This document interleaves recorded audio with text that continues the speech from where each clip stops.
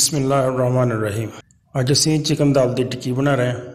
बनानी बिल्कुल आसान है तो खाने बहुत ही मज़ेदार है। तो आओ फिर देखते हैं कि सानू किहड़ी चीज़ां चाहिए। 5-7 जवे लसन दे, 1 किलो चिकन बोनलैस, 1 अदद टमाटर, 3-4 हरियां मिर्चां, 2 अदद प्याज उन्होंने मोटा मोटा कट लेना। तो तकरीबन पाइया दाल चनिया की जी 5 घंटे पहले पानी च भेजती सी। 1 कप पानी का चाहिए। तो तैयार करने का तरीका कुछ इस तरह है कि कुकर च पानी पा लो, तो पानी में चिकन पा दो,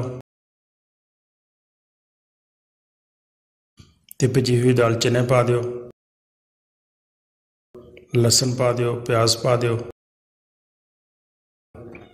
हरियां मिर्चां पा दो कटिया हुई, तो रफ कटे हुए टमाटर भी पा दो, तो 1 चम्मच कुटी हुई मिर्च का, तो 1 चम्मच नमक का। तो इन्होंने को 7-8 मिनट बॉयल कर लो। बॉयल करने तो बाद असीं इहदे हरा धनिया पावांगे, तो नाल 1 चम्मच धनिया पाउडर, 1 चम्मच जीरा पाउडर, तो 1 चम्मच काली मिर्च पाउडर। सारे मसालों अच्छी तरह हिला लो। तो उस तो बाद इसे इनू ग्राइंडर में पा के तो ग्राइंड कर लेना। मसाला साडा ग्राइंड हो गया। हम असीं सारे मसाले दियां जिहड़ियां गोल गोल टिक्कियां बना लैनियां। टिक्कियां बना के तो नाल 1 अंडा फेंट के रख लो। सारी टिक्कियां इस तरह गोल गोल बन जाएगियां।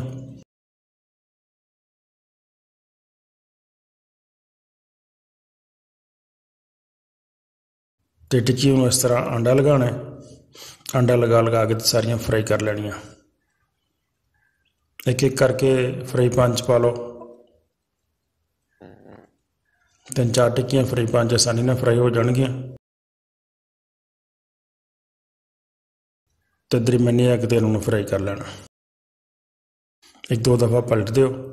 तो साडियां चिकन दाल दियां टिक्कियां बहुत अच्छियां माशाअल्लाह बड़ियां मज़ेदार तैयार हो गई।